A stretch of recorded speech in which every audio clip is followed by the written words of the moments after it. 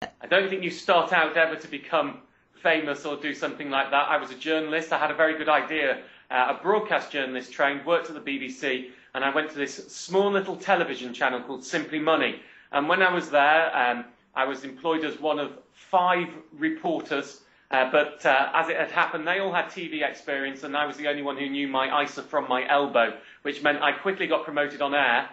And they said, we have a small slot, this slot 1 minute every 3 hours, because the channel revolved 3 hours, it was broadcast, and then they repeated it, that you can do whatever you like in. What would you like to do? And I came up with this concept, Deal of the Day, where I would do analytical research into consumer finance products. When I explained that to them, they went, yeah, whatever, just try. That's what happens on small TV channels. And so I tried and I got into it. It was something that was designed around who I am anyway. I've always been both mathematical and made sure that I get value for money. So it was built around my own core skills, which is a great way to invent your own job. Do what you're good at and do what works for you. And thankfully it took off. And that's how it all started. Brilliant. Yeah, that couldn't be truer advice. You even dabbled, though, I understand, in stand-up comedy and have done a one-man West End show. Do you think that appearing regularly on TV and radio, what's the secret to public speaking confidence? And do you think that's really helped you in your business career? I think it's interesting. I think actually being on television and being a public speaker are rather different. Many people assume that those who are good on television can do both, and I don't think that's always necessarily true, because television is actually a very intimate medium. It's talking one-on-one, a bit like we are now, whereas when you're on a stage, you're talking to a crowd and you have an entirely different level of feedback. And for some people, it can be much more nerve-wracking. I actually love it. I get a buzz off it and a kick off it. And, right the way through at university, I was involved in student politics, and the university I went to, we had to speak each week. I then did, as you say, dabble in stand-up comedy. And all of those, having the confidence to address an audience and, having a bit of stage presence is all very important. How much that actually impacts my business life, I'm not sure. I don't know if it's transferable, because the truth is I'm a broadcaster. That's what... let's just do... I'm going all over the place. Go for it. I'm really uncomfortable, so I'm just going to start... Can we start right from the beginning, Kate? Yeah. Jace, there's no need for you to stay. Don't worry. Let's go from the beginning, and I'll be much more succinct. I'm just incredibly uncomfortable where I was. Right. Okay, no problem. Right, let's start from the top then. How did your journey to become Britain's most famous money-saving expert begin? I'm a journalist, and I was very lucky, one of those people who spotted a niche, something nobody was doing before, that it was built around my own core skill set. I worked at the BBC as a trained journalist in personal finance and business programs, went to a very small channel called Simply Money, and they gave me the opportunity to do this Deal of the Day program. And I'd always had this concept that what nobody had ever done is real hardcore spreadsheet-based analytical research into what the best consumer finance deals were for people. So I managed to persuade them, they gave me a go, it took off, and that's where it started. But the real key is, everybody always says, wow, great idea setting up Money Saving Expert. Not really. I was already the Money Saving Expert. For years before I set up the website was actually the no-brainer. It's just one of those things that you have to spot something that nobody else is doing. Now everyone goes, well, surely someone was doing it. No, really. No one was doing this back then. It's bleeding obvious. Someone should have been doing it before me, but they weren't. And if you're the lucky person, as I was, who spots the bleeding obvious that no one else has ever done before, then you're on a good thing. Brilliant. And you've also dabbled up in stand-up comedy and have done, a one-man West End show and all your TV and radio appearances. Do you think that's helped you in your business life, and what's the secret to being so confident on stage? Well, I think any form of presentational skills is useful in whatever walk of life you do. It's interesting, you call it my business life. I never really think I have a business life. I have a website, and I'm a broadcaster and a journalist, and I'm very lucky the website's been successful, but my mind doesn't really work like a businessman. So it's a strange, you mentioned that term to me, and it feels an alien one. But I think in whatever you do, confidence and presentational skills are important, but they're not the be-all and end-all. And I think you can certainly, it's interesting, I am a broadcaster by trade, by training, by desire, and by talent and ability. That was, I'm a good talker. It's what I was born to do. Many people have many other skill sets and are way better than me at other things. I don't think this is, If you looked at the job application, this is desired but not essential for someone who runs a company. But I think anybody can learn to be a decent public speaker. There's taking on a step further where it becomes a home ground, as it was for me, doing political speaking when I was a student and stand-up afterwards, and I now do, you said West End show, yeah, that was a money-saving big DVD thing that I did. And that's something that I think you can either do or you can't do. You're lucky enough to or you're not. But I think the most important thing to understand is when you're up there speaking, in most environments, most people want you to be interesting, want to listen to you, or they wouldn't be there. And once you get the point that they are genuinely there to hear you, I think that's a very good start for your own psyche. The other thing I would say to people is a lesson that you learn from television. You go up to people in the street, and you'll know this as well as I do. Vox popping, one of the most horrible things, is asking lots of people questions when you're in television and broadcast. You go to people in the street, you put a microphone in front of their gob, and you ask them a question, and they go, yeah, well, I do think that ice cream is my favourite flavour, is the chocolate chip. And you just sit there and you want to say to them, you've got a microphone, we're going to hear you. You've got two choices. We're always going to hear you. Do you want to do it mumbled and muttering because you're shy? But if we're going to hear you, you may as well go, I love mint choc chip, because we're going to hear you anyway, so at least speak up and sound confident. And there has to be a little bit of actor, a little bit of thesp in all of us in what we do to be able to get a message across. When we talk and when we present, we are partially selling ourselves. Have the confidence to do it. If you're going to have to do it, even if you don't want to do it, be good at it. And being good involves smiling and just get the kick, get the buzz, get the nerves, enjoy that. Yeah, well, you've really brought money saving and financial issues to the wider public. I myself, I'm almost allergic to financial issues, but I get your email through my inbox and it's really plain and easy to understand. For people who have been living on another planet and don't know what moneysavingexpert.com is, can you sort of give me a really quick synopsis as to what the intention of the site is? The original intention was showing people how to cut their bills without cutting back, based on proper journalistic research, never relying on anybody else's source material, which was quite a big change at the time when I started it. Lots of spreadsheets go on in money saving towers. Over the years, it's developed also into financial justice campaigning, so big campaigns like bank charge reclaiming, PPI reclaiming, got one at the moment about reclaiming care home fees. I was in meeting with the Deputy Prime Minister yesterday to talk about consumer issues and what could be done. So it's a real consumer empowerment type mix. But the basic essence is, if you come to the site, if you spend money on it, we will try and tell you how to get exactly the same but pay less for it.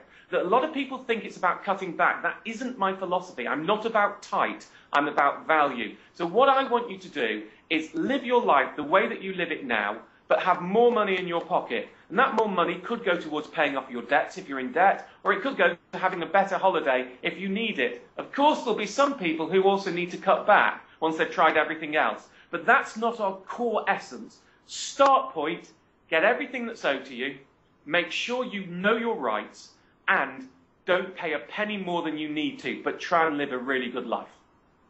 I've been reading some of the forum posts and messages, and there's people who've sort of written in to say thank you because they've saved 10 grand from PPI and stuff. That must make you feel great. What's been your proudest moment, do you think? Well, it'd be easy to look at some of the big campaigns. Obviously, both PPI and bank charges would help people get over £1 billion back on each, which is glorious. But I always find the most moving part of the site is actually, we have a very big forum. We're one of the biggest social networks in the UK, often not counted as such, but we've more active users than Twitter, for example. And there's one of the many boards in there called the Debt-Free Wannabe Board. And in there, people work together to help each other out of debts. And when you see someone who came in on a near tragic, possibly and often sadly near suicidal when they first come in, get what we call a light bulb moment, work through it, start to fight their debts, and then 2 or 3 years later, because it isn't quick, they have their debt-free day, and they write, and you can feel the emotion washing out of the internet. The pure emotion when someone who was desperate and thought they would never be able to change their life has, by their own hard work, not mine, we help provide the forum, working with other people, become debt-free. There's nothing makes me more proud than reading those. I often do sit in the office and blub slightly because I'm a bit of a wimp. Brilliant. Now, there's obviously been quite a high-profile sale of the website recently. I know you're still fully involved in it, but could you ever have expected that it would be so successful? No, and I think if I had, I would have got it terribly wrong. I always say I wish I'd been clever enough to invent Money Saving Expert the way it is. And what happened is it grew organically. It was never designed. When I set it up, it had no way of making money. It only started to make money in a very ethical way once the server costs got too much for what was then me, a jobbing journalist, to be able to afford the £1,000 a month it was starting to cost me. And I thought, I can't do this. So I had to find a way to help that. As it's continually grown, it's developed as is needed at the time. I've always followed a very simple mantra that I never spend more money than I've got. So when money's come in, I've employed more staff and things have got bigger, but it's always been something that's funded, not having had to get debt on the back end. Of course, for the last 4 or 5 years, we've been the biggest money website in the UK and in the top 100 UK websites. I've known it's been big and huge and valuable. But the sale for me was actually far more about maintaining the legacy of the site so it isn't as dependent on me as it's always been. There are 2 entities. There's Martin Lewis, and I'm on television, yes, and as someone said, brand in my own right. And then there's moneysavingexpert.com, which actually, for the last few years, has been a much bigger search term. I'm very proud of it. It used to be the other way round. Money Saving Expert in its own right is a big entity. And I think what I wanted to do is give it a future even without me. Whatever happens to me, heaven forbid I go under a bus or I choose to go a different way in life, that the website lasts and stays. And so to do that, there are a couple of very important things which are slightly revolutionary we've done. The first is, as a legal part of the deal, we have this editorial code which maintains the site must be run in the best interest of consumers, not for its own financial purposes, which is how I've always operated it. That the parent company, which is Money Supermarket, has no special rights, no special say, no involvement in editorial. We are free to criticise them and disagree with them about the way that they operate their website, in terms of if we don't think they're the best comparison, we don't have to mention, we can say somebody else is better. The other thing is my earn-out, which is what happens in business. You get an upfront amount of cash and you get, over 3 years, I can earn more. My earn-out doesn't have financial metrics in it. It's not based on profit because I felt uncomfortable with that. I don't want to be driven just to make this a money-making entity. So it's actually based on, can we get more people to visit the site, more people to be active, and a measure of trust. Now, how trusted is the site? It's the most trusted site of its kind at the moment, and I'm going to be rewarded on it not losing that level of trust, which I hope brings people back to actually understanding. For the user, nothing changes. Back end, we hope to be better at search, better at organisation, better at understanding our user and the navigation. But content-wise, we'll be putting out what we've always done, campaigning in the way we always have been. And I have absolute editorial control over the site by contract. If I didn't, I wouldn't be here. I can't work that way. I'm a bit of a control freak in my own institution. So nothing's really going to change, though. I think we've managed to get a win-win. That's really good to hear because, so many, especially, community-based websites, they tend to be built around the idea that the users are the currency, but you're saying that the content is always going to be the currency for this website. It's really interesting. We're a split personality as a website. I've been meeting some of the other big forums recently, and they tend to be very forum dominant. Well, we are pretty much 50-50 main site and forum. In terms of visits, more people come to the main site, which is my team and my own content that we write to try and help people, than go to the forum. But people come back because the forum is a changing thing. They come back and read more pages there. So we do have this interesting split personality. The forum will remain pretty much unchanged, barring some technology improvements. That wasn't the primary driver for buying the website by Money Supermarket. They wanted the content arm that we have. And they wanted to be able to help us improve that, get more visits, using their clever technology of search and site navigation rather than changing our content. But it's really interesting what we are. It's a tough one to define. In some ways, we lose out by that split personality. If we were just a forum, then the sheer scale that we are, people would see us as a social network. But we're just as much an editorial website. And so one judged on those grounds, we're up against the newspapers, and we're not a social network. I mean, there's some quite interesting stuff out there. If you look, I mean, I know this is your world, but if you look on television, Facebook and Twitter are mentioned everywhere. Well, they're both commercial websites with advertising that involve remunerating based on what people say. And yet, many TV programs, even the good old BBC, mentions them all the time, and yet sites like my own, or whether it's Mumsnet or NetMums or PistonHeads or the Student Room, which are forums, social networks tend not to have exactly the same type of advertising base, aren't allowed to be mentioned. And I think there's a really interesting split there that has to be addressed going forward, and that is one of the things I do want to look at going forward, is why should Facebook and Twitter have these special privileges that other social networks, some of which are actually even bigger than Twitter certainly, don't. I sense another killer Martin Lewis campaign coming Different up. one, because that's not for consumer empowerment. I'm not going to be out there ranting about it, but I do think there's a little bit of injustice on that side with my running a website head-on that needs to be addressed going forward. But no, it won't be like a PPR or bank charges. They're far, far more important. Excellent. Okay, well, just a couple more questions now. These ones really aimed at the readers of the book more, which is kind of, it's aimed at small businesses and entrepreneurs who are trying to find a way through this sort of, the financial quagmire that we find ourselves in. And I'm sort of saying that there are tools and resources on the internet that you can use for free that will improve your business, improve your finances. What would you say is the key thing that a small business in the UK can do to help save money at the moment for themselves? Well, it's a very difficult question because I don't cover small businesses. It isn't my expertise in any way, and I wouldn't want to claim that it was. But, I really actually don't want to go there. It's just... Okay, no problem. Well, is there something that you as a businessman have learned and understood about I know you sort of don't think of yourself as a businessman, but in the context of doing business, is there anything that you've learned and understood about the internet that you think would be useful for people who are running their own businesses? The most important thing I think to understand about the internet is it's just a delivery mechanism. It's no different to any other form of having a shop window if you run a retail establishment, or getting out or direct marketing and meeting people. It is what you make of it. And I think people attach some type of ephemeral technological talent on the back of what the internet is, but it isn't anything special. It's just another way of reaching people. And what you need to do in regard to the internet in your business, unless you've got an internet business, is how can you go out there and use the medium of the internet to get people to deal with you, interact with you, and trust you? And trust is a big factor in the business world. I mean, if you met somebody on the street, if somebody walked up to you on the street and tried to pitch something at you, you would run away because you wouldn't trust them. And the internet is no different. You're an anonymous stranger. How do you go about legitimately persuading people, actually, I can trust you, I like you, you're going to live up to your promises, and you're going to do what you say you do, even though I've never met you. And that's the greatest challenge in the internet world, because within the internet world, instead of just reaching our own local community of where our business or our entity is, you actually can reach billions of people across the globe.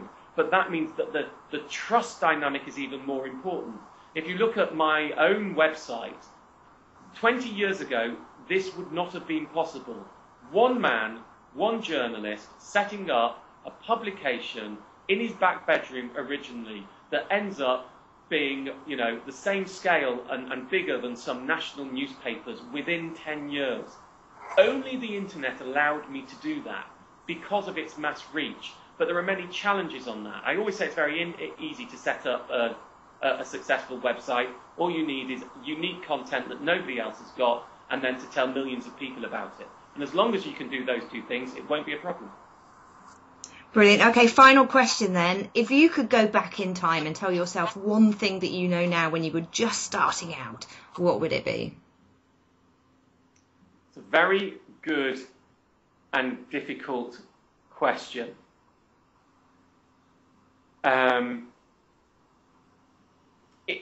Interestingly, I would probably reinforce something I did, which is always do what you think makes the site as good as it can possibly be and deliver the best for the users, rather than worrying about how it makes money. As long as your costs are covered, if you can provide great content that people want to come, you'll be fine and you'll be able to pay the bills. And probably unique in my scenario with doing the type of site that I have. But I still follow that philosophy now. And there were times when I panicked and worried it wasn't going to take off.